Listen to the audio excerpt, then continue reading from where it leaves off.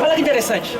As pessoas hoje não entendem mais por que essas religiões são tão diferentes umas das outras e dizem que pregam a Bíblia com a mesma Bíblia na mão. As pessoas têm dúvidas a respeito de que caminho seguir. Aquela igreja diz isso, aquela outra diz aquilo. Mas é interessante que todas seguem o quê? A palavra. Então devemos consultar a palavra para saber qual é a verdade. E se as igrejas na maioria dizem que a lei mudou, elas estão corretas? E se mudou, quem foi que mudou? Vamos lá. Vamos entender então esse tema. Olha-se aqui o texto que diz para vocês que existe um texto na Bíblia dizendo que haveria sim uma mudança na lei. A questão é, quem fez essa mudança? Daniel 7,25 vai dizer assim: proferirá palavras contra o Altíssimo, destruirá os santos do Altíssimo, cuidará em mudar os tempos e o quê? E a lei. E eles serão entregues nas suas mãos por um tempo, tempos e metade de um tempo. Isso é uma profecia. Uma profecia que foi dada a Daniel mais ou menos 400 anos antes, 500 anos antes de Cristo vir à Terra. Será que ele estava falando de Jesus, que ia mudar a lei? Ou será que ele estava falando de outra pessoa? Sabe por quê? Vamos tentar analisar isso pelo próprio verso. Será que Jesus falaria palavras contra o Altíssimo? Jesus não falou nenhuma palavra contra Deus. Será que Jesus destruiria os santos do Altíssimo? Ele veio destruir os santos? Então não foi Jesus. Será que os santos seriam entregues nas suas mãos por um tempo, 2 tempos e metade de um tempo? É claro que esse texto não pode se encaixar em Deus. Não pode se encaixar em Jesus. Então em quem se encaixa? Vamos estudar então. Vamos entender os símbolos, porque profecias são símbolos. E o livro de Daniel, juntamente com o livro de Apocalipse, estamos estudando a cada sábado aqui, cada sábado um capítulo, verso por verso. Vamos começar a entender os símbolos para saber quem mudou então essa lei. Se não é Jesus, não foi Deus que mudou, quem foi? E por que é ensinado hoje que a lei mudou? Vamos continuar? Vamos então ao livro de Daniel. O livro de Daniel, no capítulo 7, onde está escrito esse texto, vai nos mostrar que Daniel estava tendo um sonho, no verso 1. E no seu sonho, porque ele era um profeta, Deus falava com os profetas através de sonhos, de visões. E nesse sonho ele viu isso aqui, ó, 4 animais que saíam do mar. Ele viu muitos ventos no mar e viu 4 animais saindo do mar. Está relatado lá no verso 1, verso 2 e no verso 3. E começa a descrever como que eram esses animais.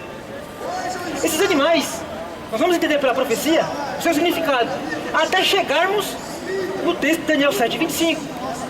Então Daniel capítulo 7, a partir do verso 4, diz assim: o primeiro, olha só, vamos dar uma explicação básica primeiro. Em Daniel capítulo 7, também se refere, a visão que ele teve, também é uma imagem parecida com a visão de Daniel 2, da estátua. Eu não sei se vocês já leram o capítulo 2 de Daniel, que fala de uma estátua. E lá na estátua é dito que vai haver 4 reinos. Em Daniel 7 fala a mesma coisa, haveria 4 reinos. Então nós pegamos a passagem de Daniel 2, 39 e 40 e Daniel 7, 17, porque Deus mesmo, pela palavra, interpreta os símbolos e mostra na história a confirmação desses símbolos. E lá na Bíblia, em Daniel 2, 39 e 40, diz assim: tu és a cabeça de ouro, em relação à estátua, Daniel 2. Dizendo em relação ao rei de Babilônia: tu és a cabeça de ouro. Depois de ti se levantará um outro reino, um reino de prata inferior ao teu. Haverá um terceiro reino de bronze. E depois um quarto reino, que será forte como o ferro. Daniel 2, 39 e 40. Daniel teve uma visão, depois de muitos dias, semelhante a essa, mas com outros símbolos, que fala da mesma coisa. Está em Daniel 7, verso 17, que é o capítulo que nós estamos estudando hoje. Em Daniel 7, ele diz o quê? Grandes animais, que são 4. São 4 os que se levantarão da terra. Então serão 4 reis que se levantarão da terra. Na visão de Daniel 7, confirma-se a visão de Daniel 2. Porque em Daniel 2 diz que haverão impérios na terra. 4 impérios seguidos, pelo menos até aqui, versos 39 e 40. E Daniel 2 é uma reafirmação, Daniel 7 é uma reafirmação do capítulo 2. E por que isso é tão importante? Porque essas nações, esses reinos, simbolizados por animais na visão, são tão importantes para nós entendermos por que a lei de Deus foi mudada. Porque nós vamos entender daqui a pouco que esse poder que mudou a lei deriva de um reino desse. O primeiro reino, que era a cabeça na estátua, e é o leão, em Daniel capítulo 7, versículo 4, ele simboliza a Babilônia. Babilônia reinou de 605 a 539 a.C., nos tempos do profeta Daniel. Esse é o primeiro império, mas seriam 4. O segundo império seria o Império Medo-Persa, do rei Ciro, que reinou de 539 a 331 a.C., simbolizado pelos peitos de prata e o urso em Daniel 7. Vamos para o terceiro então. Esses nomes, a própria Bíblia explica. Esses mesmos nomes dos impérios, a própria Bíblia deixa claro no livro de Daniel, a sequência. O terceiro império seria a Macedônia ou a Grécia, de 331 a 168 a.C., simbolizado pelo ventre de bronze e o leopardo com 4 cabeças, em Daniel capítulo 7. No verso 6, perdão. O leopardo em Daniel 7, verso 6. Vamos continuar então. Agora, a história universal vai nos mostrar que o reino que suplantou a Grécia foi quem? Roma. E chegou até que data? Do ano 168 a.C. até 476 depois de Cristo. Inclusive foi o reino que, quando Cristo veio à Terra, estava imperando. Vocês lembram da história, né? Que Cristo foi crucificado pelo Império Romano, a mando dos judeus, a pedido dos judeus. O interessante é que Roma é o 4º império. Mas o mais importante disso é que as pernas de ferro e o 4º animal não é o fim da visão. A visão continua.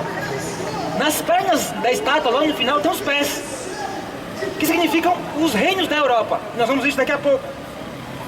E o que seria então no Daniel capítulo 7? Se em Daniel 2 os pés simbolizam os reinos da Europa, o que seria em Daniel capítulo 7? Nós vamos entender isso agora. Então nós temos essa sequência: Babilônia, Grécia, Medo-Pérsia e Roma, até o ano 476 depois de Cristo. Agora, o verso da Bíblia em Daniel capítulo 7 diz assim, a partir do verso 23: Daniel teve a visão, mas Deus se encarregou também de dar a explicação, dar alguns detalhes da explicação dessa visão. E ele começa a falar agora sobre o 4º animal, porque Daniel se interessou pelo 4º animal, porque o 4º animal é o mais descrito na visão. É o 4º animal que fala-se mais a respeito dele na visão do capítulo 7. Então Daniel se interessou muito e quis saber, e perguntou, e veio a interpretação para ele na visão, a partir do verso 16. Mas nós vamos ler o verso 23, e vocês podem ler isso na sua Bíblia em casa. A partir do verso 23 diz assim: o 4º animal será um reino na terra, o qual será diferente de todos os outros reinos, e devorará toda a terra, pisará os pés e a fará em pedaços. Então o 4º animal, simbolizado pelo ferro, nas duas visões, porque em Daniel 2 ele tinha dentes de ferro e pés de ferro, e em Daniel 7 ele era as pernas de ferro. Por que o ferro? Porque dentre os metais ele é o metal mais duro. E diz então a visão que ele faria o quê? Ele esmiuçaria a todos e consumiria muitos na terra. Porque realmente o Império Romano foi o império mais brutal entre os 4. Os 4 da sequência dos impérios na terra. Vamos continuar a interpretação então pela Bíblia. Mas Daniel 7, verso 24, começa a dar detalhes do 4º império. O 4º império não é apenas um animal. Surgiu mais alguns detalhes nesse animal. Os 10 chifres correspondem a 10 reis que se levantarão daquele mesmo reino. Então Roma, num certo período da sua história, cumpriu a predição do profeta. Por quê? Porque ele foi dividido em 10 reis, 10 reinos que invadiram. As tribos bárbaras que invadiram, nós estamos estudando isso também nas profecias do Apocalipse com o irmão Zé Carlos. Ele está falando do terceiro selo, vai para o 4º selo agora. Ele também vai tocar um pouco nesse assunto, da parte histórica. Então, Roma foi dividida em 10, porque as tribos bárbaras invadiram Roma. Vamos ver isso agora. Olha só, 10 chifres correspondem a 10 reis que se levantarão daquele mesmo reino, Daniel 7:24. Aqui é um gráfico do mapa da Europa. Isso foi em 476 depois de Cristo, ano Domini. A Europa foi dividida em 10. Mas o mais importante é que a profecia foi exata. Isso foi 500 anos antes do Império Romano existir, mais ou menos 900 anos antes. Mas a profecia, Deus mostrando a profecia para Daniel, diz assim: depois desses 10, se levantará outro, o qual será diferente dos primeiros, e abaterá a 3 reis. Então, surgirá um chifre diferente dos outros 10, e vai destruir 3 chifres, para ele poder surgir. E a profecia, a parte histórica, confirma isso. Dizendo o quê? Que o chifre pequeno, o Império Romano na época, sendo organizado agora por Constantino e alguns outros imperadores a seguir, nessa época, eles estavam sendo invadidos, mas precisavam manter a hegemonia. E o bispo romano foi dado a ele poder para organizar o lado oriental, ocidental. O lado oriental, Roma do Oriente, ficou na mão do imperador. E nesse período ele fez um acordo, vamos dizer assim, com os outros reis. Porque 3 desses reis, que ele tiraria 3 reis. E o irmão Zé Carlos, semana passada, já disse isso aqui na profecia, que eram 3 povos que não concordavam com a doutrina da igreja da época. Porque a igreja da época não era mais a igreja cristã que foi deixada com os apóstolos. Ela havia passado por algumas modificações por conta do imperador Constantino no ano 300. Isso o irmão Zé Carlos também está falando na profecia, os 4 selos. Quem quiser ficar depois pode ver isso mais detalhes. Constantino formou uma nova igreja. Ele pegou os pagãos, pegou os cristãos que viviam, vamos dizer assim, os cristãos perseguidos pelos pagãos, e disse que queria paz, porque ele disse que tinha se convertido ao cristianismo. E fundou uma nova religião, a chamada religião católica, romana, porque vinha do Império Romano.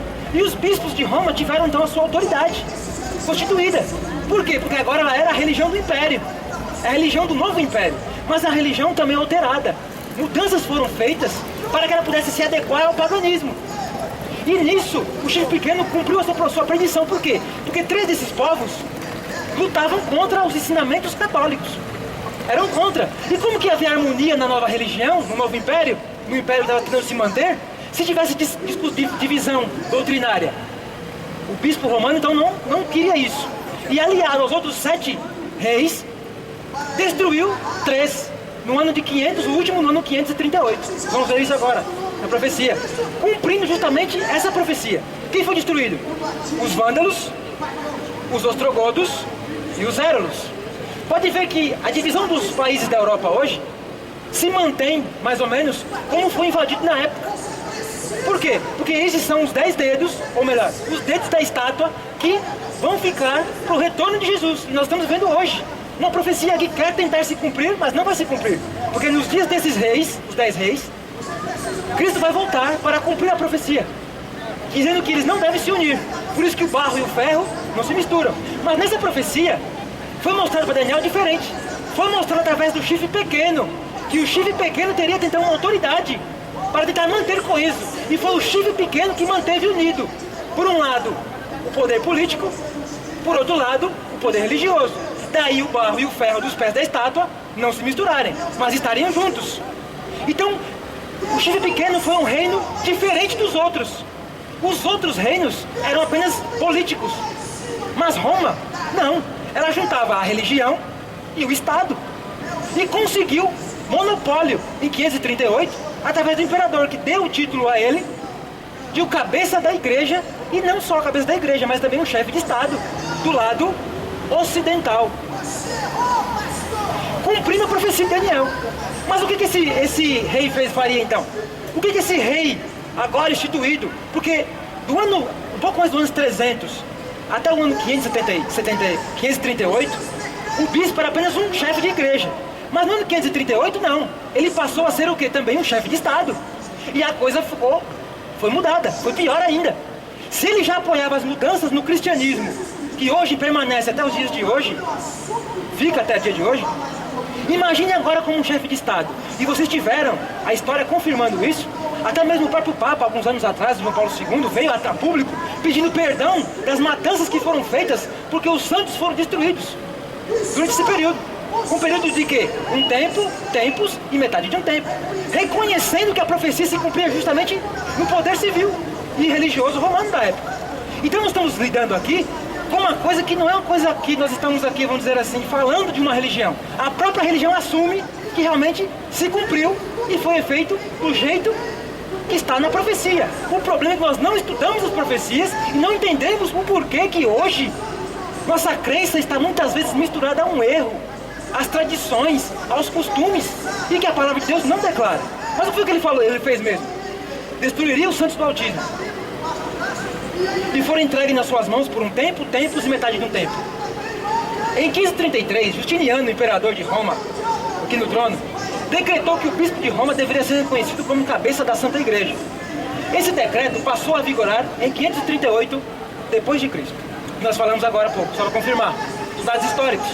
Se você precisa na internet, em livros de história, você vai ver isso aqui claramente. E a própria religião mesmo afirma todas as datas.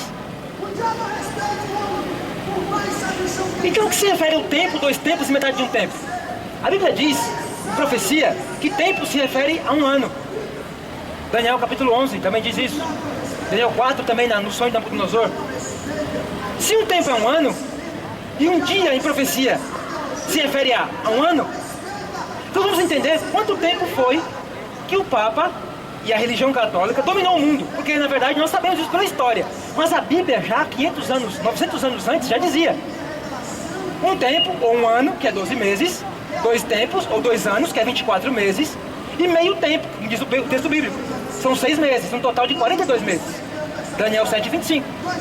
Esses 42 meses são citados também em Apocalipse 13, versículo 5. Porque o chifre pequeno, em Daniel, é a mesma besta do Apocalipse, no capítulo 13. Nós vamos ver isso aos poucos também na profecia. Vamos entrar em detalhes agora. Se multiplicarmos cada mês, que são 30 dias, cada mês vezes 30, dará 1.260 dias, que está relatado em Apocalipse 12, versículo 6. Consequentemente, se fizermos a conta, teremos 1.260 dias. Mas números 4, números 11 e Ezequiel capítulo 4, vão dizer o quê? Que cada dia em profecia é um ano. Então se temos 1.260 dias, teremos 1.260 anos. E a história confirma categoricamente que de 538 a 1798, do tempo que o imperador, o bispo romano assumiu como imperador, até 1798, foi o domínio do império chamado o Império das Trevas, onde a cultura não mudou, onde a ciência não alterou, porque a igreja ensinava, dizia que era a vontade de Deus, mas ensinava mandamentos dos homens. E é por isso que muitos hoje não aceitam a religião, porque acham que dizer aqui, se essa religião fosse a verdadeira, então não quero saber de Bíblia. Porque ela ensina mandamentos que são muitas vezes contrários até à razão. Ensinam coisas que são contrárias à própria razão humana, que dirá contra a vontade de Deus. E o interessante é que a profecia se cumpre perfeitamente nas datas. Olha só, 538 a 1798. E por que essa data? Talvez o irmão José Carlos vai falar um pouquinho depois, vou deixar um pouquinho para ele. Mas ele vai saber falar um pouquinho depois. Então nesse tempo, olha o que houve. Os bispos queimavam as pessoas em nome de Deus. Diziam que só porque divergia da tradição da igreja, eles eram queimados, torturados, levados à fogueira. Muitas vezes porque não era permitido ler a Bíblia. Era crime ler a Bíblia. Se nós temos a oportunidade de ler a Bíblia hoje, aproveitem, porque naquele tempo não líamos nem a Bíblia, era crime, era contra o Estado ler a Bíblia. Olha só o que diz mais: proferiria palavras contra o Altíssimo e cuidaria mudar os tempos e a lei. E agora chegamos onde queríamos, porque ele não fez apenas questões políticas, ele quis mudar também a lei de Deus. Então, a religião da época, que nós conhecemos, existe até hoje, e ela vai até o final, porque o chifre pequeno, diz a profecia, que seria destruído no final, o juízo seria colocado, e ele seria destruído. Então os santos possuiriam o reino, dizendo que o reinado do chifre pequeno sofreria alterações, mas ele iria até o final. Quando Cristo voltar, ele vai destruir o chifre pequeno, que é o filho da perdição, que é a besta do Apocalipse 13, a primeira besta. Ele falaria palavras contra o Altíssimo e cuidaria em mudar os tempos e a lei. Olha que interessante. O que é isso? Um calendário. Simples, né? A semana começa em que dia? A semana do dia útil começa que dia? De trabalho. Onde começa? Na segunda. O sétimo dia qual é? Segundo a Bíblia, o descanso. É o sábado. A pergunta é, por que nós somos assalariados e recebemos o descanso semanal do sétimo dia, remunerado, e ele cai no domingo? Sendo que a própria semana, no próprio calendário, não precisa nem ser da religião, diz claramente que o sétimo dia é qual? Segunda é que dia? Segundo. E a terça? É o terceiro. Quarto, naturalmente a quarta, quinta, sexta. Esse seria qual? Sexto, sétimo. Como a Bíblia relata em Gênesis 3. Perdão, Gênesis 2, de 1 a 3. Mas por que você e eu recebemos o salário, muitas vezes quem é registrado, com o descanso remunerado para o dia de domingo, especificamente o dia de descanso, se a Bíblia não diz que esse é o dia de descanso? Então nós vemos já de quebra duas coisas alteradas: as leis políticas, civis e a lei religiosa, os tempos e a lei. Por que os tempos? Porque você trabalha nos tempos. Que tempo você trabalha? Deus disse para você trabalhar em que tempo? 6 dias trabalharás e farás toda a sua obra, mas ao sétimo dia é o sábado do Senhor teu Deus, não fará nenhuma obra. Mas por que foi feito isso? Eu vou ler algumas citações para você da própria religião católica, dizendo um respeito às mudanças. Eu não vou tratar desse assunto em detalhes, porque o Museu Carlos com certeza vai falar um pouquinho disso. Vocês continuem conosco. Mas as citações dizem assim. Eu vou só comentar uma coisa antes. Muitos dizem que Constantino fez a lei em 321 e foi uma lei civil, e por isso que as nações do mundo inteiro têm nas suas constituições, inclusive no próprio Estados Unidos, que se diz a lei religiosa, liberdade religiosa, ela tem nas suas constituições o domingo como dia de guarda, como herança do papado. E no entanto, dizem que é uma lei civil, só porque foi Constantino o primeiro imperador a colocar essa lei em decreto. Ele era imperador romano, era civil. Só que Constantino fez com o objetivo de adoração e com consentimento da própria religião da época, que eram os bispos de Roma. Então o objetivo da lei sempre foi religioso, nunca foi civil. Hoje, até as constituições tentam burlar essa questão, dizendo que nós estamos num estado laico. Não tem nada, isso aqui é lei civil. Essa lei não é lei civil. Essa lei é uma lei de origem religiosa, sempre foi religiosa, e todo país que coloca uma lei dessa em vigor também está apoiando a religião falsa, porque mudaria os tempos e a lei. Pode perceber, por que de 2 dias no fim de semana?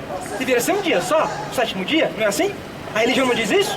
O Estado não deveria acompanhar? Já que o Estado em Constantino quis acompanhar a religião, que acompanhasse a verdadeira. Mas não, ele acompanhou a falsa. E nós temos hoje então aqui a lei de Deus. Pode levantar um pouquinho, Beto, por favor? A lei de Deus e a lei dos homens. E a própria religião não esconde que ela mudou a chamada, colocada como lei dos homens por nós aqui. Ela não mudou esse texto. Está na Bíblia, todo mundo pode confirmar isso na Bíblia. A lei de Deus não foi mudada no seu texto. Ele só mudou a interpretação e colocou para todas as pessoas a sua interpretação. Cabe a nós escolhermos se queremos a interpretação dos homens ou se queremos a interpretação de Deus. Olha como é interessante, vamos ver aqui o quadro. Essa é a lei de Deus, lá em Êxodo 20, os 10 mandamentos. E essa é a lei que está no catecismo, onde é propagada a religião, que se diz cristã. O interessante é que tem algumas mudanças aqui. Aparentemente são 2 mudanças, mas são 3. Se nós vemos o segundo mandamento aqui, ele não aparece aqui em nenhum lugar. É a primeira mudança. O segundo mandamento foi retirado, que fala das imagens de escultura. Só que tem um problema. Se eles tiraram um mandamento, quantos ficam? 9, não é? Mas o interessante é que o 9º e o 10º mandamento do catecismo, ele não ensina como diz o último. Se você ler o 9º e o 10º, já estão os 2 no 10º mandamento. Olha só, não cobiçarás a casa do teu próximo, não cobiçarás a mulher do teu próximo, nem a coisa do seu próximo, nem nada do seu próximo. Mas eles fizeram o que então? Dividiram o 10º em 2 para continuar 10. Porque não sumiu com 1? Se sumiu com 1, estava faltando um mandamento. Mas para não deixar isso faltando, vamos dividir um que fala a mesma coisa, porque é a mesma coisa. Talvez você não entenda isso quando você lê aqui que é a mesma coisa. Mas se você ler aqui, você vai ver que é a mesma coisa. Porque você tem que ver o original, não o falso. Agora é interessante, voltou a ser 10, né? Só que tem outro problema. Wesley fez apenas um rearranjo. Mas o texto diz que mudaria os tempos e a lei. E agora vem a mudança verdadeiramente. Porque essa outra mudança foi só de colocação. Sumiu com um e alterou o ponto do outro. E o que foi mudado mesmo? Isso aqui, ó. Nós vemos agora no calendário. Lembra-te do dia do sábado para santificar. 6 dias trabalharás e farás toda a sua obra. Perceberam que é uma questão não só religiosa, mas também civil? O que eles colocaram no lugar? Guardar domingos e festas. A palavra nem existe na Bíblia, domingo. Na Bíblia só existe o primeiro dia da semana. A palavra domingo não existe. É um arranjo do texto grego com as tradições pagãs para colocar o nome domingo. Porque o único dia nomeado por Deus foi sábado, que significa descanso, lá no Gênesis. É o único. Os outros dias ele não nomeia. Ele só chama primeiro, segundo, terceiro, quarto, quinto, sexto e sábado, que significa descanso. Para ninguém ter dúvida. Por isso que o mandamento diz assim, ó. Segura aí, Beto. Segura aí, Beto, tá levantando. Isso. Por isso que o mandamento diz, lembra-te. Por que lembra-te? Deus não escreve nada na Bíblia à toa. Hoje, alguém lembra do mandamento? Mas hoje, se você explicar isso que nós estamos explicando aqui, dizem que nós é que estamos mudando a lei. Que todo mundo está em harmonia guardando o domingo e nós estamos querendo fazer diferente. Mas veja o texto. Cristo disse, não passará nenhuma palavra, nem um tio ou um jota da lei, enquanto os céus e a terra não passarem.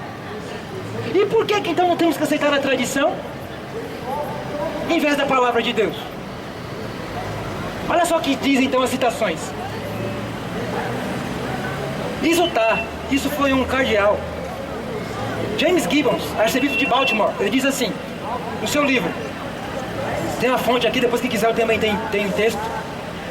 Todavia, podeis ler a Bíblia. Isso é o bispo falando, o arcebispo. Podeis ler a Bíblia de Gênesis e Apocalipse e não encontrareis uma única linha autorizando a santificação do domingo. As Escrituras ordenam a observância religiosa do sábado, dia que nós nunca santificamos. Eles são conscientes do que estão fazendo. Eles não querem enganar ninguém, eles só querem usar a sua autoridade. E nós aceitamos a autoridade dos homens se quisermos. Por isso Deus nos deixou a fé. Isso é uma citação de um bispo falando. Não sou eu que estou dizendo. É apenas o livro, tem a página, está tudo organizado. Vamos mais uma citação interessante. Também, olha só, 1913, Enciclopédia Católica, em Nova York, a página, tudo bonitinho, diz assim: a Igreja Católica, por outro lado, depois de mudar o dia de descanso do sábado judaico, ou 7º dia de semana, olha só, para o primeiro, criou o 3º mandamento referente ao domingo. Não é o que eu estou dizendo, estou pegando as fontes deles. Como dia para ser santificado como o dia do Senhor. Quem fez então a mudança? A Igreja Católica. Eles assumem claramente, isso aqui não é falar aí de uma religião, é apenas mostrar a história, a profecia.